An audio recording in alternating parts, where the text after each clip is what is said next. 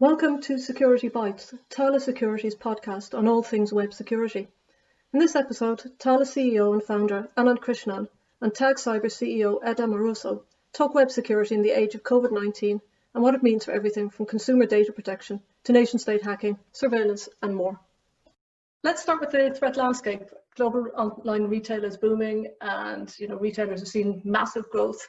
And it's all amazing, but it's also a great time to be a cyber criminal too. What are the vulnerabilities that we're seeing? Are they still the same, or how do you see what's going on right now? Well, first of all, thank you very much for making some time and inviting me to chat. This is such a weird time. There's so many things changing in the economy and even in the social fabric of the United States. So what I've learned in almost 4 decades of security is that vulnerabilities arise when things change, even if it's a good change. Right. When things are changing, systems are changing, business processes are changing, people's work arrangements are changing. Doesn't matter whether it's changing better, worse, or if it's just different, then that generally creates an opportunity for vulnerabilities. There might be workarounds or shortcuts that are put in place perhaps temporarily that are never backed out. It could be that some very mature business process is replaced with something that's way less mature, where the teams managing it haven't thought through all the special cases, and it goes on and on and on. So my experience has not been that, wow, in the last, few months hasn't been that huge, gigantic spike up in vulnerabilities. What I worry about is that there are vulnerabilities that are being taken advantage of now that we're not going to find out about until a few months from now. You're an expert at this. You know that when somebody's exploiting, in many cases you don't see it until the effects hit later. So a lot of the sort of pundits and experts are pointing to these big upticks they see, and certainly phishing I do see that. But I haven't personally seen that in my work. I more see just a lot of change, and I have this fear that we're going to see the impact later. So we'll see if I'm right, but that's been my experience over the years. Yeah, I tend to agree with you. I think we haven't seen very sort of high-profile breaches being reported, but it could be many, many reasons, right? One is reporters are all staying at home, so they just don't have the bandwidth to investigate things.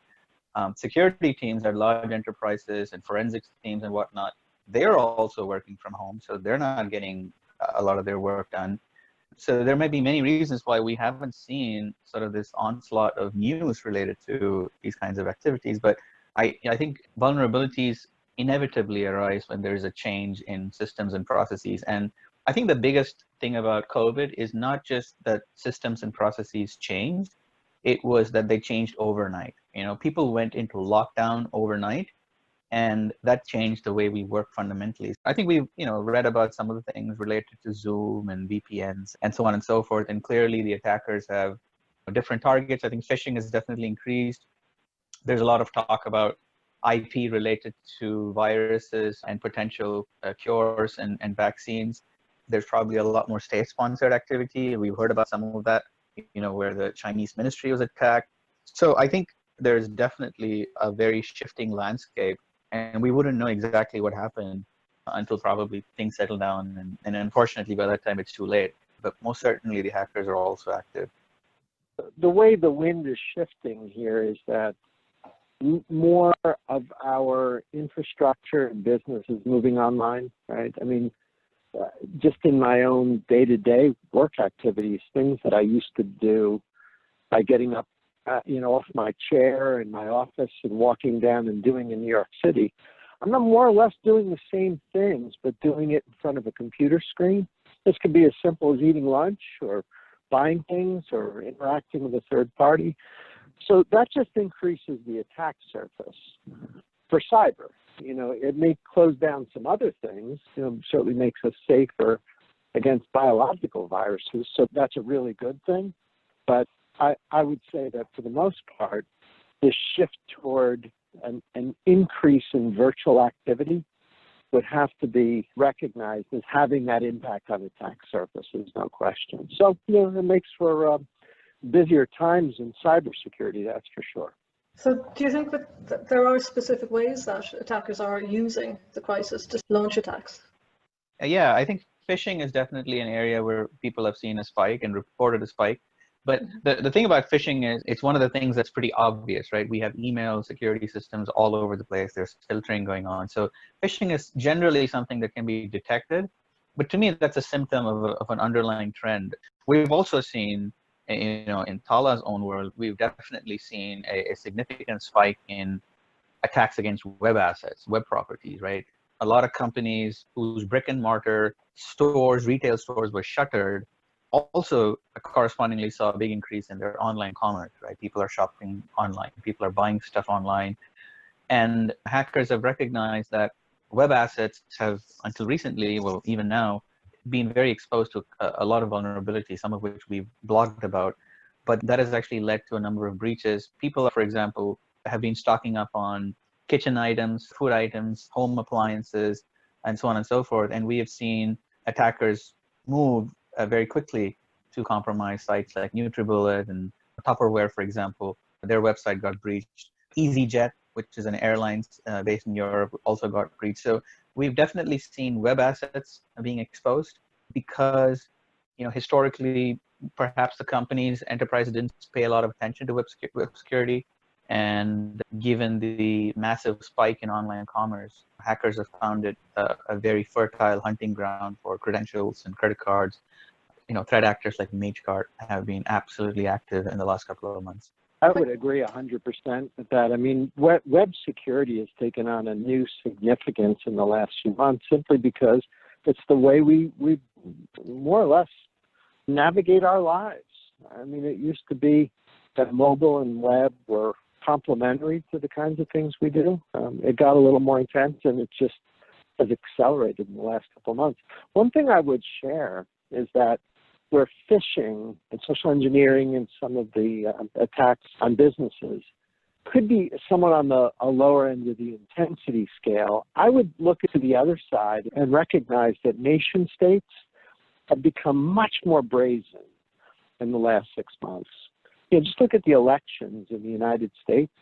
Right. 4 years ago, there was almost this immediate, very elastic denial by nation states that they were doing this sort of thing.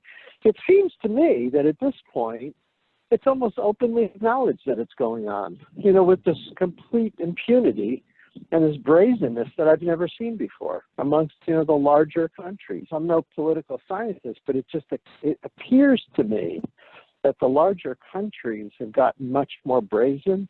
And to me, that's terrifying, because if there's not a feeling that there'll be accountability through, real-time detection and prevention and consequence, if that goes away, then we've got an issue. So I'm so happy, Aanand, that your team has made nice strides in reducing risk in and around web security, particularly on the client side, because I think that is part of this attack vector, and it's going to be on both ends of that intensity scale. It'll be, hackers doing it for whatever reason, may not be to cause some serious loss of life or something, but at the other end of the spectrum, it also is part of the attack surface for these large nation states that are building campaigns. I'm hoping that this brazenness will eventually manifest itself in some sort of shared agreement about what should and what shouldn't happen and what's allowed, what the rule of conduct is. Right now, we don't have those prescribed rules of conduct around cyber warfare, I guess.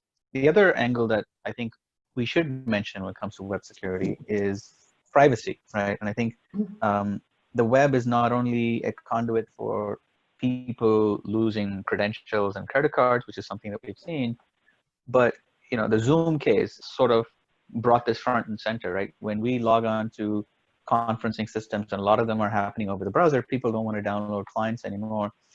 You give permission to that service for your camera or your microphone, that can trigger privacy violations, right? Where you may have, for example, unauthorized third parties or authorized third parties having access to my camera, my microphone, my speaker, my geolocation, my accelerometer, all of which could eventually be used for various nefarious purposes, but is also under the purview of lots of privacy regulations. So I think the web is absolutely going to be very interesting for the next several years, because I think COVID the virus itself might be under control, but the impact on our workplace and our business processes aren't going to change overnight. And so I think privacy is another important component that we should talk about.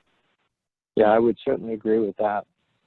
It's becoming a big deal, but do you think there's enough awareness about it yet? Do people understand or care enough about the implications? So this is it. I'll address that. I think it's way better. Like your question around awareness. Had you asked that a few years ago, I probably would have bemoaned that, executives and boards and teams running IT were just not paying much attention. I think that's changed. I think for the most part, from the executive team down, people recognize how important this is. That doesn't mean that they're doing everything they should be doing. But at least I think we've made good progress in terms of general recognition that these are problems that need to be solved. So that's good. That's step one.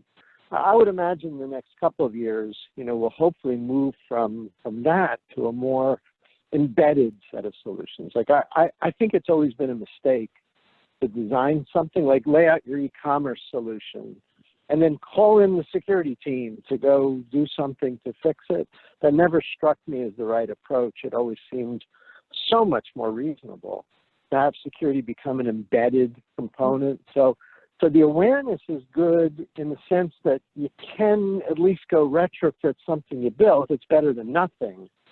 But you'd prefer that awareness to be available and ready as you're building something, because then you get the integrated security protection. So awareness is step one, generally leads to retrofit, but in the longer term, it leads to better system designs, which is what, all of us would prefer. Nobody wants to see an overlay.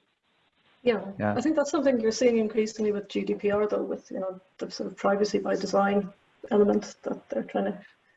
Yeah, I was going to say, I think the biggest change that I've seen is, perhaps at the consumer level, you could argue that awareness is still quite low, right? People maybe at some level don't care about the fact that they're revealing so much on social media and other web sources.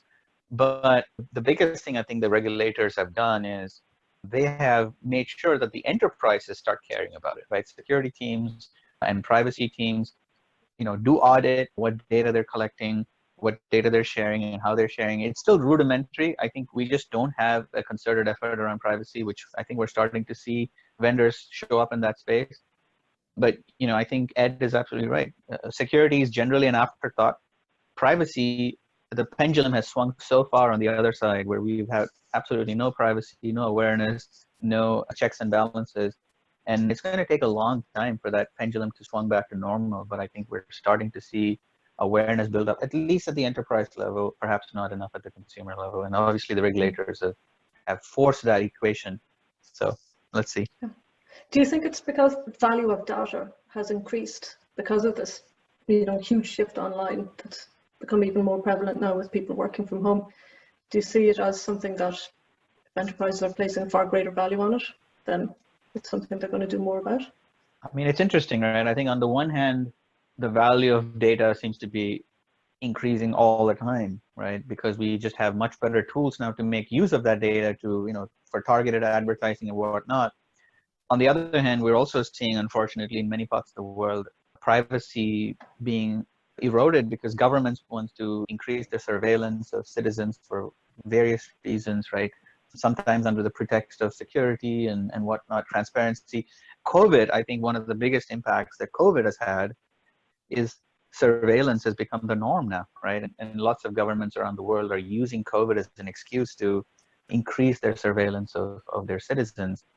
Hopefully some of them are doing it for the right reasons, but you can imagine now that essentially a lot of governments have carte blanche to continue to monitor people's movements in the name of, hey, I'm going to monitor these spreaders and these people who are potentially infected and tracking their movements.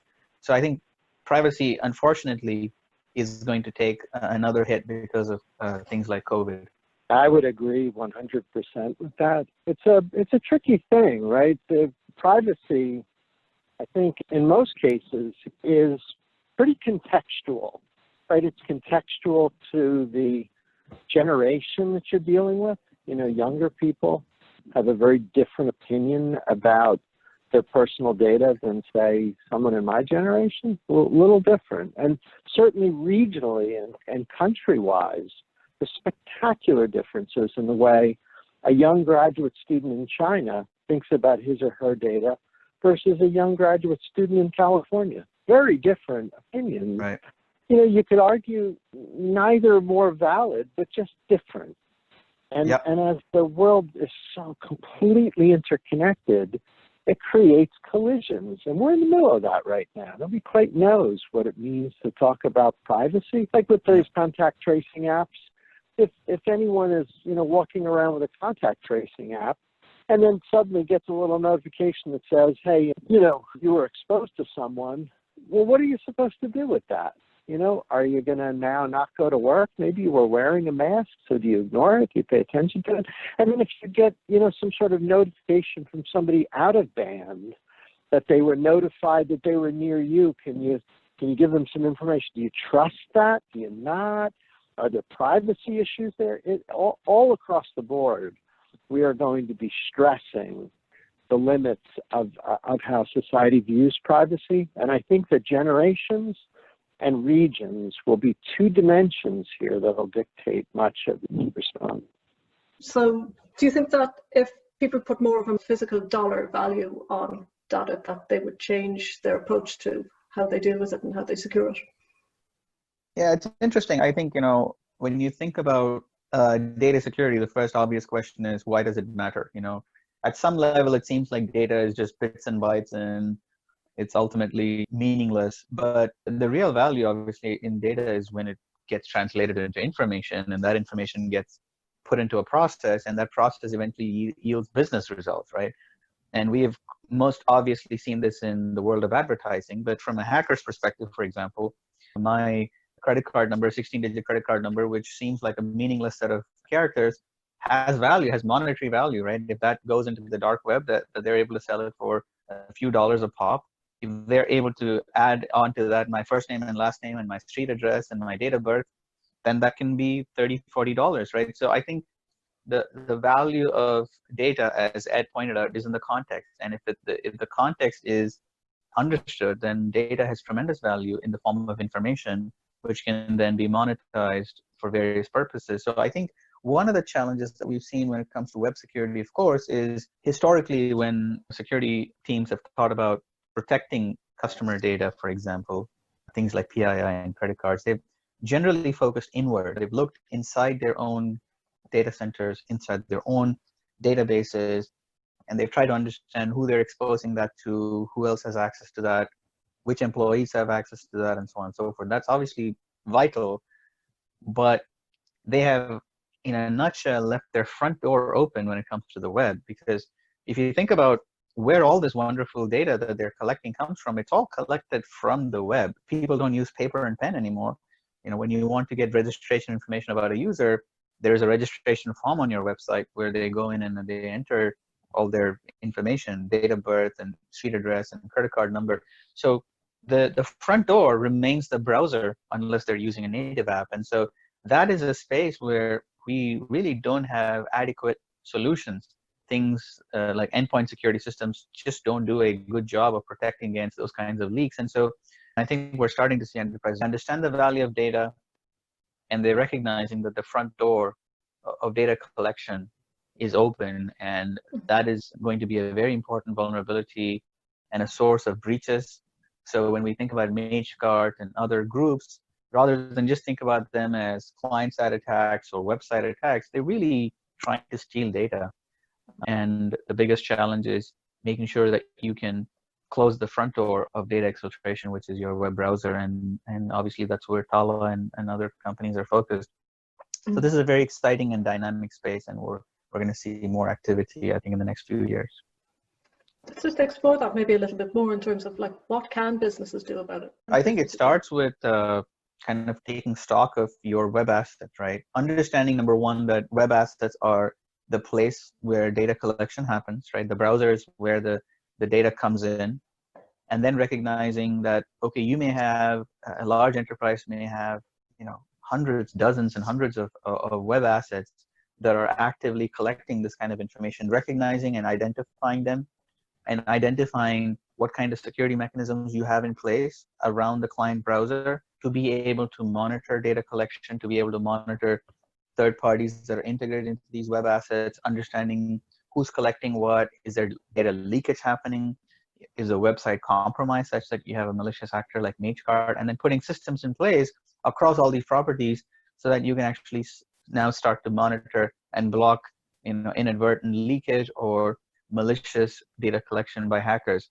So it's really understanding your exposure, which I think starts with those basic questions of how many web assets do I have, what kind of sensitive data am I collecting in these web assets, and then do I have the security mechanisms in place to even detect something inadvertent or malicious happening. So I think that's what I would recommend companies do, and that's what companies are doing. Large enterprises, financial institutions are now starting to take stock of their web inventory and starting to put technologies and controls in place to be able to block that kind of anomalous activity at the browser level.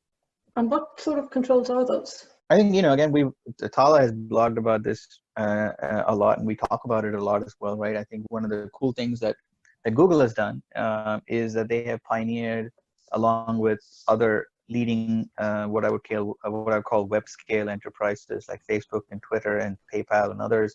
They have pioneered a set of controls and systems at the browser level. And Google has the wonderful vantage point of being the most popular browser in the world, right, with Chrome. And so they've baked in a lot of these controls like content security policy and sub-resource integrity. It's a very fluid space where Google, for example, has added new controls for feature policy, which allows you to control, who has access to the camera and the microphone through the web interface. They've added new capabilities to identify sophisticated DOM injection attacks. So these are some of the controls and systems that are freely available that any enterprise can use as long as they have the resources to be able to do that in an accurate and a concerted manner. So these are the systems and controls that we recommend for our clients. And I think a lot of enterprises are starting to use them and are starting to see wonderful results in being able to detect and block these attacks. And we're going to see this. And I think we saw the same journey in the network stack where people started rolling out SSL TLS. We started seeing the same movement on the server side where people started to implement things like web application firewalls and bot detection and anti-fraud. And we're seeing that movement in the client. And so it took several years, right? Don't get me wrong, it's not going to happen overnight. So, talk to me 5 years from now, Pam, and we'll hopefully be in a much better place on the client side than we are today. That'd be great. What do you think are the barriers to people getting involved in doing it, though? I mean, it seems like such an obvious solution, and you can, use the power that's built into the browser to secure everything.